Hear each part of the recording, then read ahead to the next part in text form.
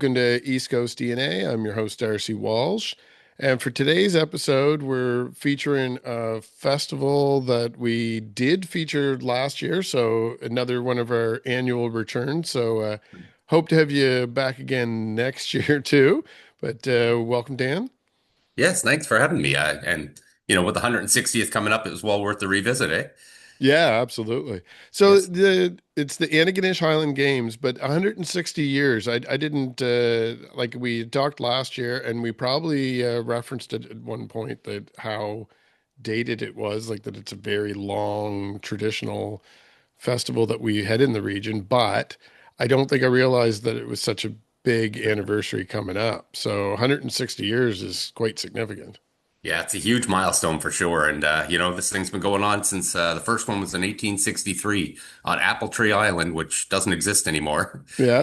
Yeah, nobody even really seems to know where it is, to be honest. I Wow. mean, yeah, it was taking place in the county of Sydney because Antigonish didn't exist as a community, and in a British colony because Canada didn't exist as a country, right? I mean, the That's history of this amazing. event is really remarkable when you stop and look at it. But Yeah, absolutely. And I think I had mentioned when we had first met too, like being based in Pictou County, and I'm actually in Glasgow, so most of my life I was here.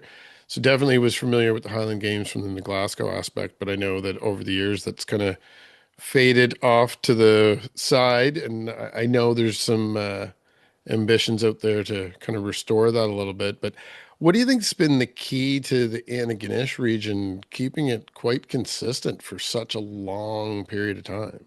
that's a great question because, there are many games that have come and gone over the years, and certainly some that have been sporadic. Ours is the oldest continuous Highland Games outside of Scotland. And I think a lot of that is owed not only to the Scottish culture of our area, but just to the commitment of the people here. I mean, from the volunteers to our sponsors to, all the competitors. I mean, Highland Dance. There's such a Scottish culture and such a commitment to that culture in our community that has really helped sustain it. I can't speak highly enough of our sponsors as well. I mean, local businesses step up each and every year to make sure this thing goes through. So, yeah, they say it takes a village, and they true. When you're talking about the Highland Games, it's never been truer. So, Yeah, definitely.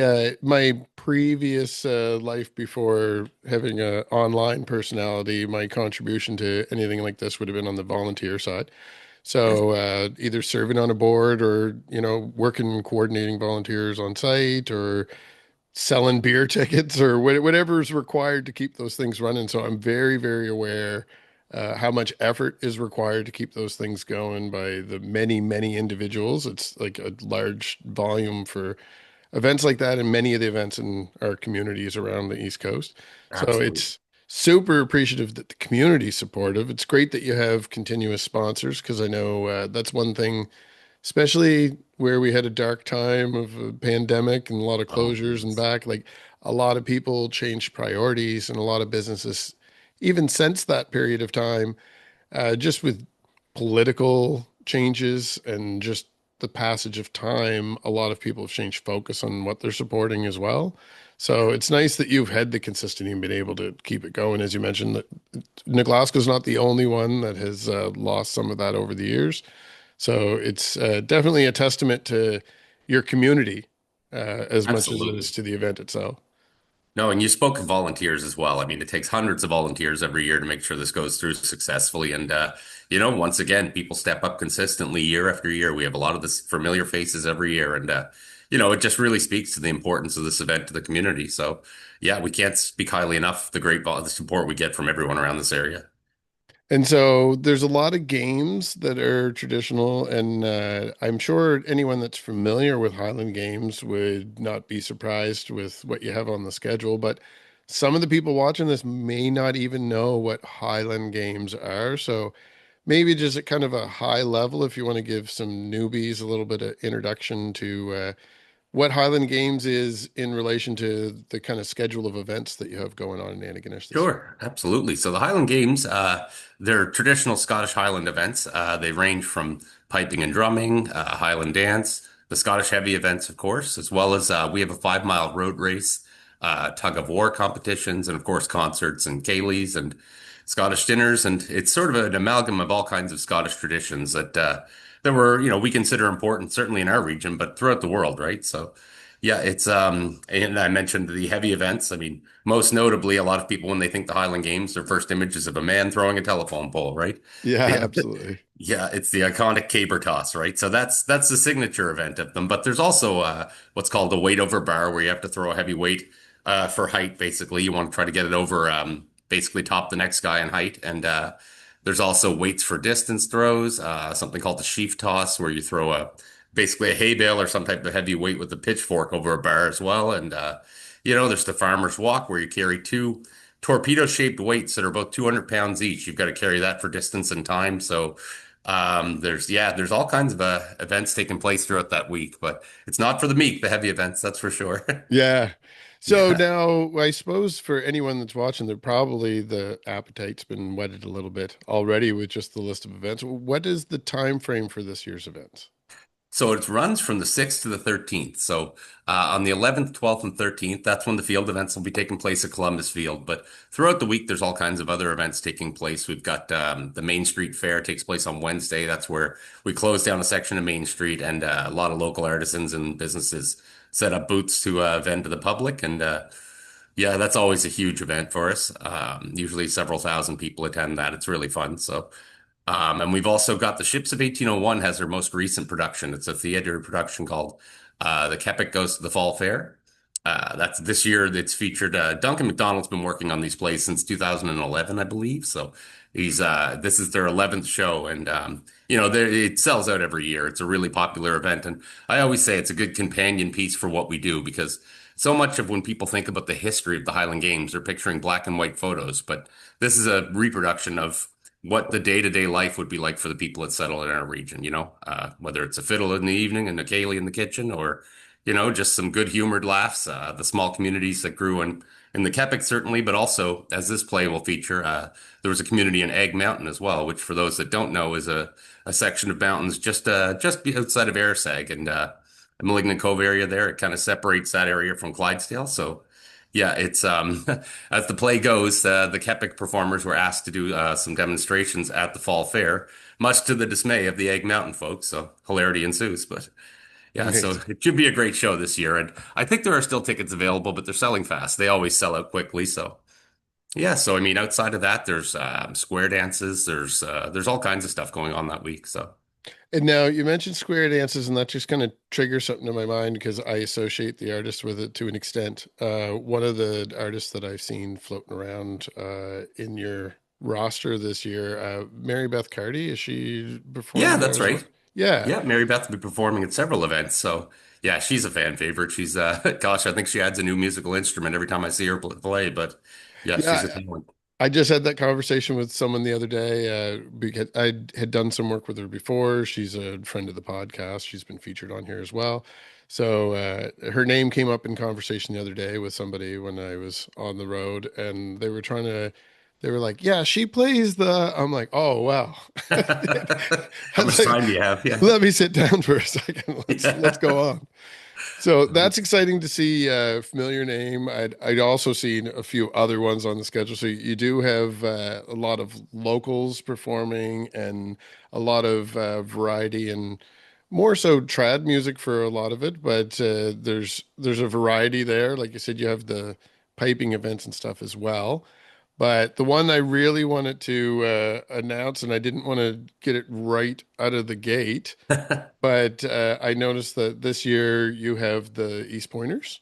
That is right. Our Saturday lineup is going to be Beach Hill and the world famous East Pointers.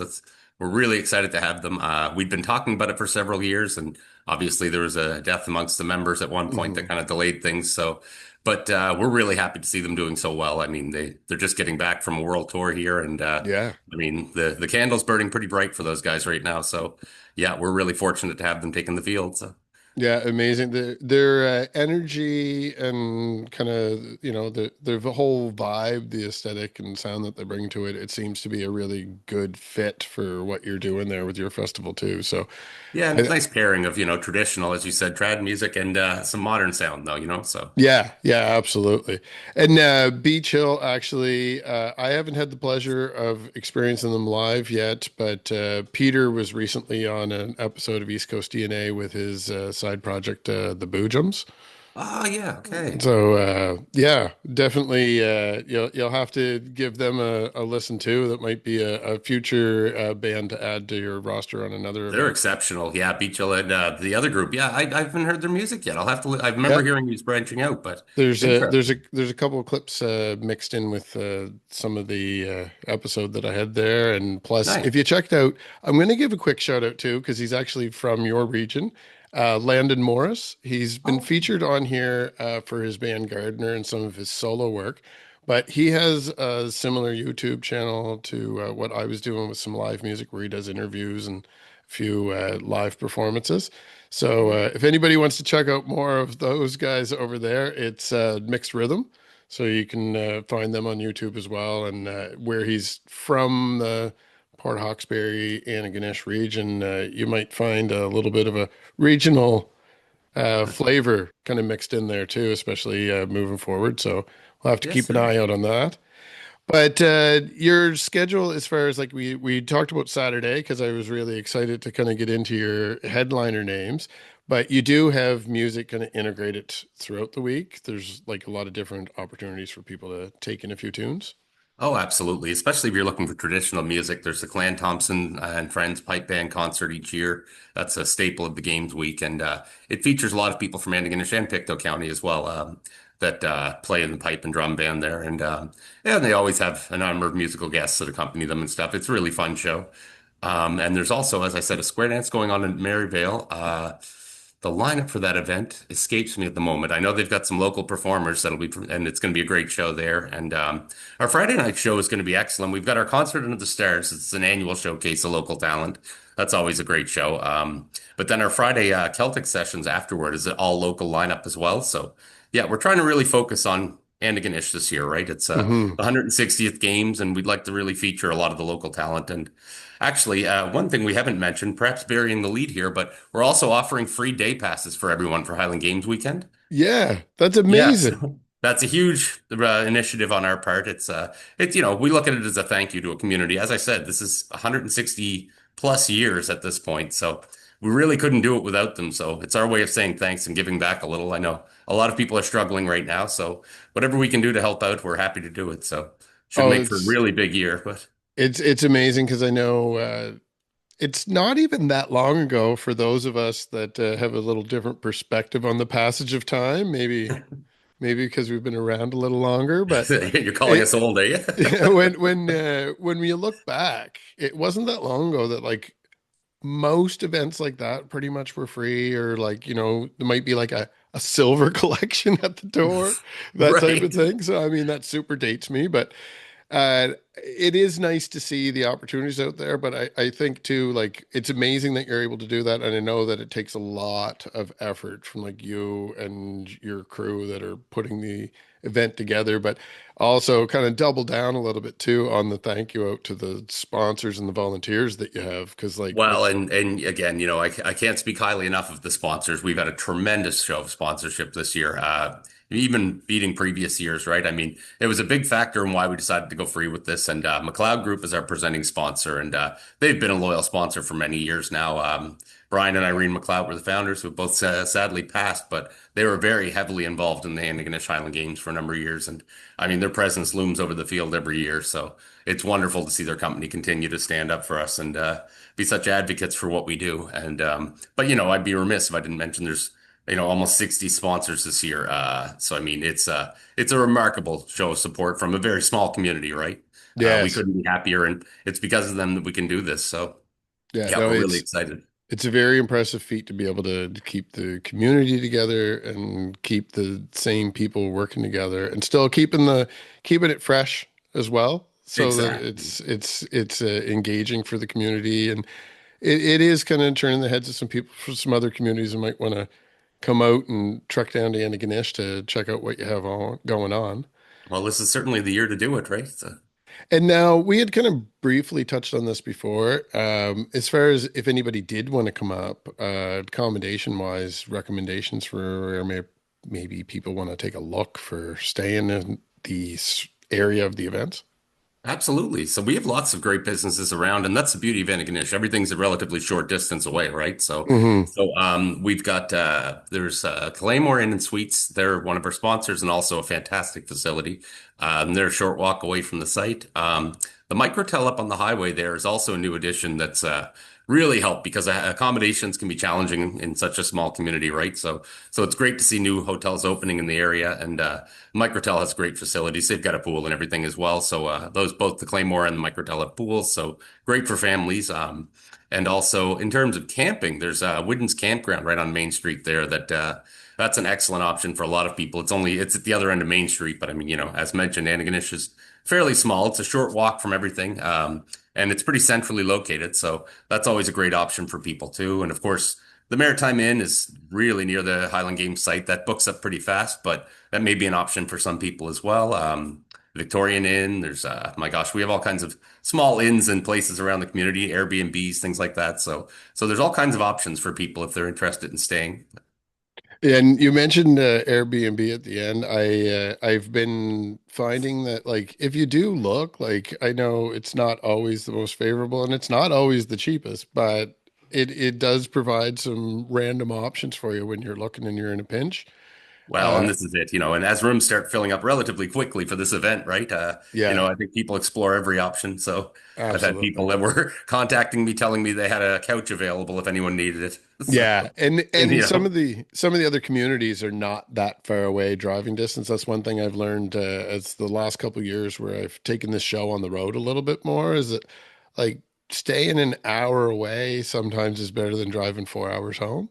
oh, So absolutely, right? keep your options open. It's getting a little late into this. It's beginning of summer, but it's getting a little late to make some of our vacation plans. So definitely keep all of our options open.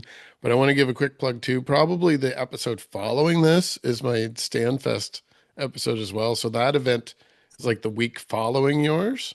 Yeah, that's right. And when I was talking with Steve, recording that episode, we had talked about accommodations as well. And I completely undersold the glamping that they have available at theirs this year.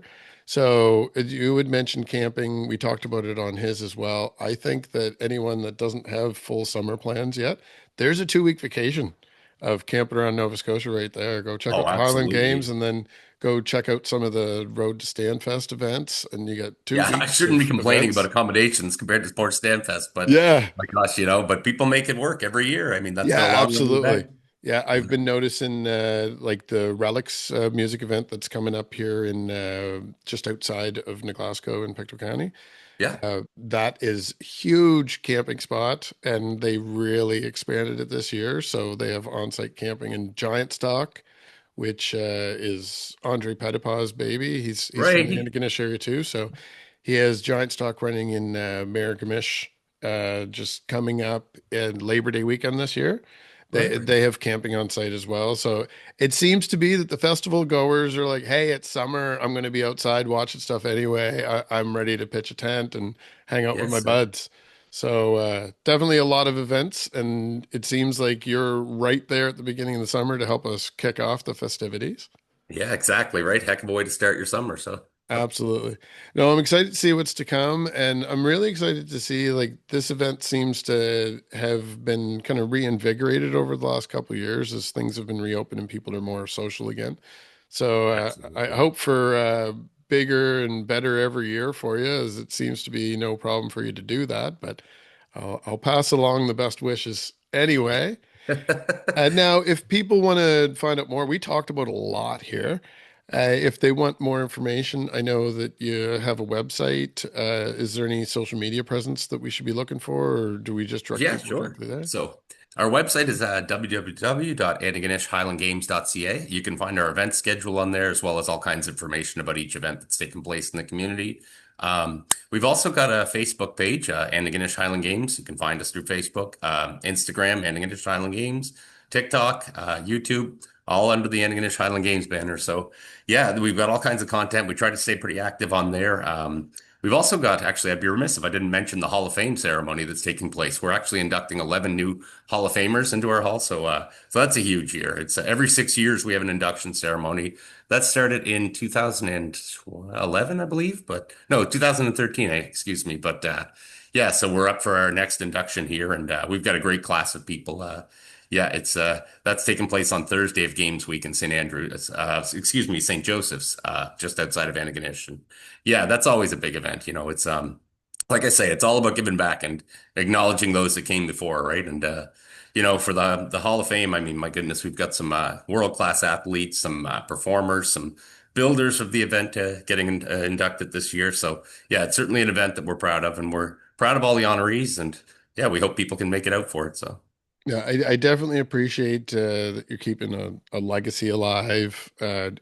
Much like this show, as much as I like to feature newcomers and new events and everything, it's the legacy of the scene that brought me to the table in the first place. So the way I look at it is this is kind of documenting some of the people of this era, but at some point this is going to be the legacy for someone else. Well, absolutely. I've been on our social media, actually, we've been doing 160 posts for the 160th. And so each post tries to focus on one aspect of our history.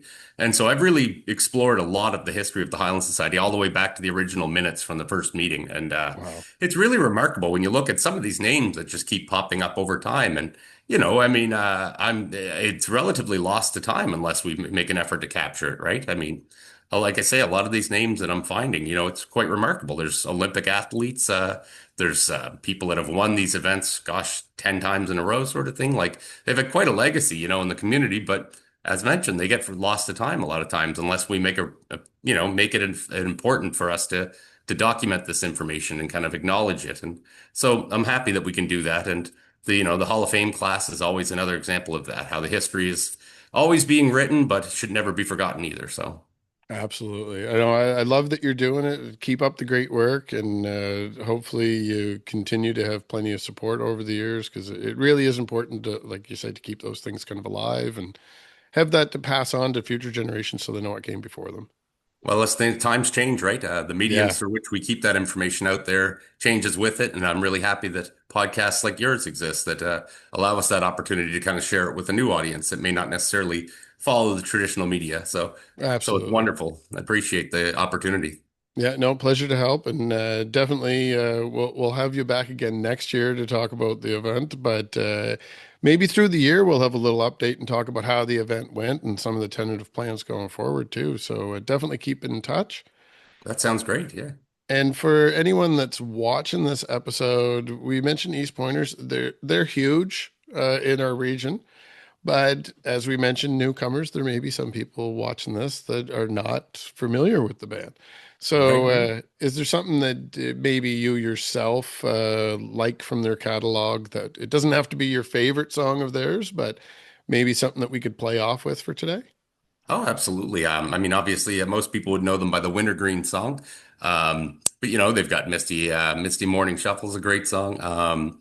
Maritime Moonshine's a great song. They've got a great catalog, actually. I mean, as soon as you start listing some, you remember more, right? But yeah, no, I mean, they've got all kinds of great songs. I urge anyone that hasn't heard of them to look them up. They won't be disappointed. Absolutely. So, for anyone that's following along here, take a listen and follow online and go out there. You don't got to buy tickets, but go out and make your plans ahead so that we can get a good crowd out there and keep this event going long into the future. From your mouth to God's ears. Thanks again, and we'll talk soon. Thanks, Darcy. Take care. Bye.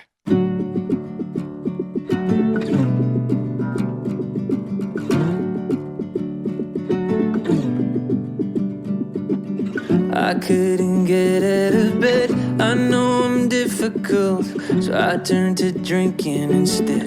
It wasn't medicinal. 10 years and a trip to Newfoundland. Just wanna play banjo in a band. Give all my money to that homeless man. Anniversary today. Get a job, they used to say. December was my yesterday. Another year to find my way. It's my anniversary today.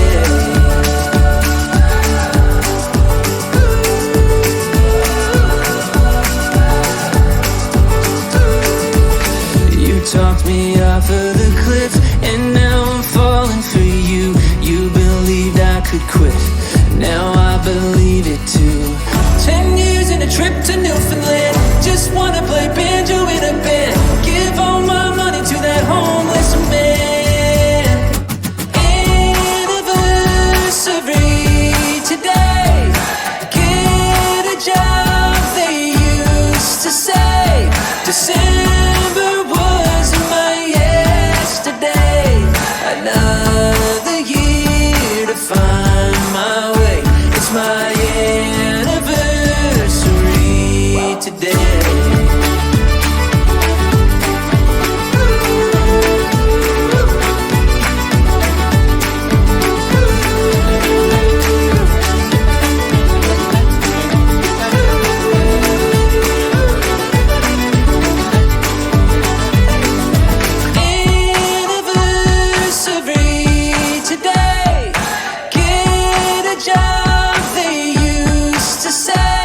December was my yesterday. Another year to find my way. It's my anniversary today.